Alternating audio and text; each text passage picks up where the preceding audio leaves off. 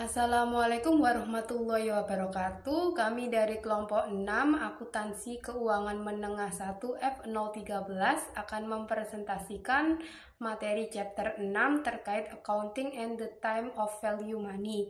Sebelum melanjutkan ke materi, saya sebagai perwakilan kelompok 6 akan memperkenalkan anggota kelompok 6. Anggota kelompok 6, Danis Aishi Shifau Rizky dengan NPM terakhir 202, Ahmad Faiz Ferdiansyah dengan NPM terakhir 211, Syalsabila Sintia Rachmawati dengan NPM terakhir 220, dan yang terakhir Nindya Naizela Fauzi dengan NPM terakhir 248. Time value of money dan konsep bunga. Time value of money merupakan konsep yang menyatakan bahwa nilai uang dipengaruhi oleh waktu.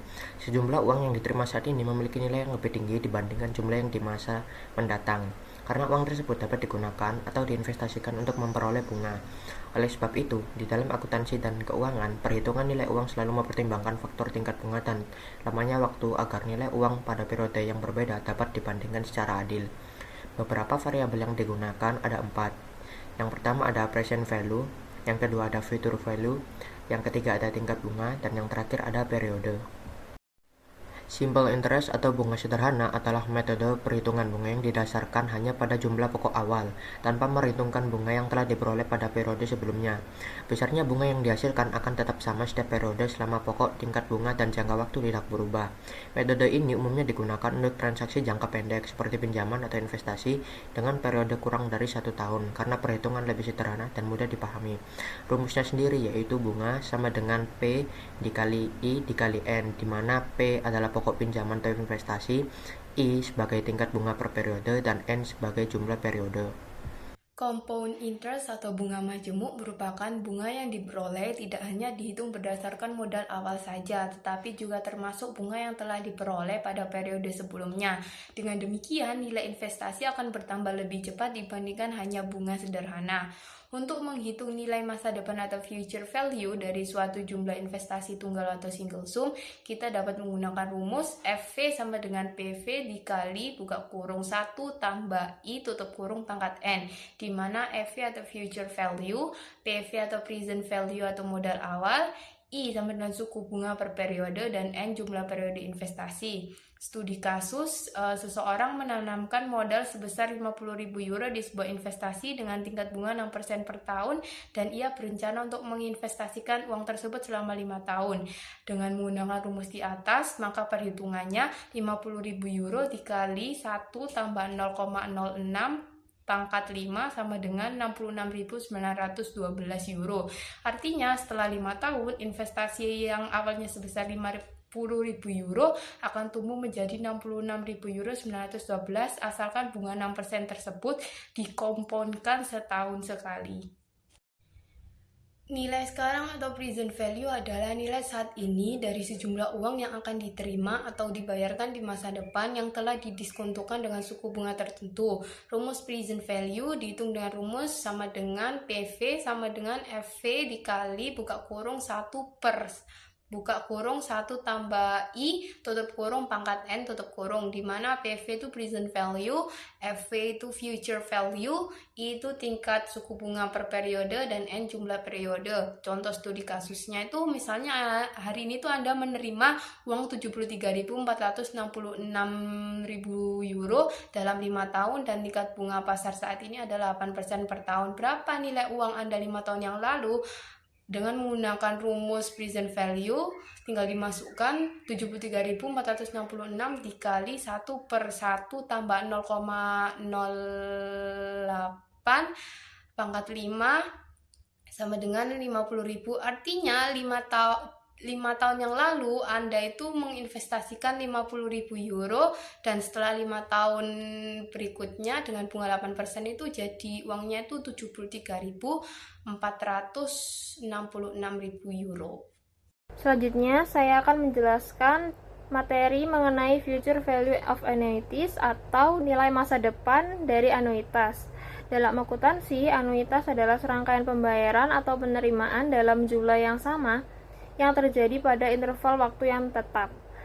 Ada 2 jenis yang akan saya bahas, yaitu ordinary annuity dan annuity due. Yang pertama ada ordinary annuity. yang dimana annuity ini pembayaran dilakukan di akhir setiap periode. Pembayaran pertama tidak langsung mendapatkan bunga penuh, dan total bunga yang diperoleh lebih kecil dibandingkan annuity due. Rumusnya sebagai berikut. Rumus ini sudah mencerminkan akumulasi seluruh pembayaran beserta bunganya. Annuity due. Annuity due ini adalah annuity di mana pembayaran dilakukan di awal setiap periode. Karena dibayarnya di awal, maka setiap pembayaran itu mendapat bunga satu periode lebih lama dan nilai akhirnya lebih besar dibanding ordinary annuity. Rumus yang digunakan sebagai berikut. Perkalian 1 tambah I ini menunjukkan tambahan satu periode bunga untuk semua pembayaran. Jadi selanjutnya ada contoh soal dari ordinary annuity yang dimana soalnya perusahaan ini menyetor 75.000 setiap akhir 6 bulan selama 3 tahun dengan bunga 10% per tahun. Karena bunganya majemuk setengah tahunan, maka N-nya menjadi 6 periode dan bunga I-nya menjadi 5%. Berdasarkan tabel, faktornya adalah 6,8 sekian, jadi total uang di masa depan adalah sebesar 510.000 sekian. Selanjutnya contoh soal dari annuity due. Jadi sebagai contohnya soalnya, Erin Birch menabung 800 setiap awal tahun selama 8 tahun dengan bunganya 6%. Langkah pertamanya kita cari faktor annuitas biasanya dulu untuk 8 periode di bunga 6% yaitu 9,89747. Jadi terus langkah selanjutnya karena ini dibayar di awal, kita kalikan dengan 1,06. Hasilnya adalah faktor 10,49132.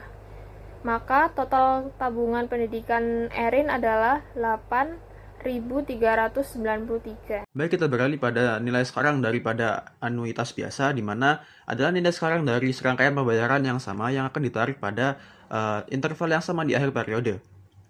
Nilai sekarang dihitung dengan menjumlahkan nilai kini dari tiap pembayaran atau lebih praktis dengan faktor present value of ordinary annuity. Rumusnya adalah sebagai berikut, di mana I adalah sama dengan interest atau suku bunga, N sama dengan periode, dan R sama dengan uang yang dibayar selama satu periode. Nah, sebagai contoh di sini ada kasus di mana ada biaya sewa dari sebuah gedung adalah $6.000 yang akan dibayar setiap 5 tahun pada akhir periode dengan suku bunga 6%. Berikut adalah nilai sekarang dari anuitas biasa tersebut. Selanjutnya adalah nilai biasa dari anuitas jatuh tempo, di mana kurang lebihnya sama dengan anuitas biasa, namun dengan perbedaan sebagai berikut. Yakni yang pertama adalah pembayaran periode pertama bebas dari suku bunga. Yang kedua, pembayaran dilakukan di awal setiap periode. Dan yang ketiga, karena tiap pembayaran diterima satu periode lebih cepat, maka nilai kininya lebih besar dibandingkan ordinary annuity atau anuitas biasa. Nah, cara menghitungnya adalah dengan nilai sekarang dari anuitas biasa ditambah dengan suku bunga, yakni 1 ditambah suku bunga. Sebagai contoh ada kasus di mana perusahaan menyewakan kantor dengan biaya 4,8 juta per tahun yang dibayar pada awal bulan dengan suku bunga 5%. Berikut adalah rumusnya. Ada deferred annuity atau anuitas tertunda, yakni di mana anuitas di mana pembayaran atau rents tidak dimulai segera, tetapi baru dimulai setelah beberapa periode penundaan.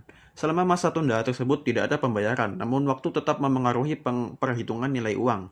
Terdapat dua metode untuk menghitung nilai sekarang anuitas tertunda, yakni dengan metode pertama adalah metode selisih.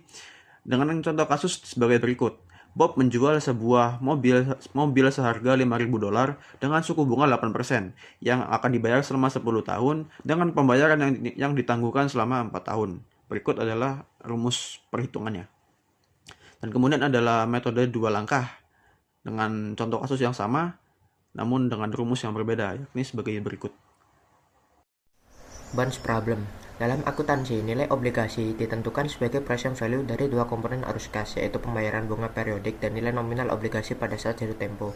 Pembayaran bunga diperlakukan sebagai anuitas, sedangkan nilai nominal dihitung sebagai single sum. Nilai obligasi merupakan jumlah dari kedua present value tersebut. Ini merupakan contoh dari perusahaan Altex Corporation yang menerbitkan obligasi senilai $100.000 dengan bunga 5% yang dibayarkan pada setiap akhir tahun. dengan tingkat bunga pasar saat ini untuk obligasinya yaitu senilai 6%.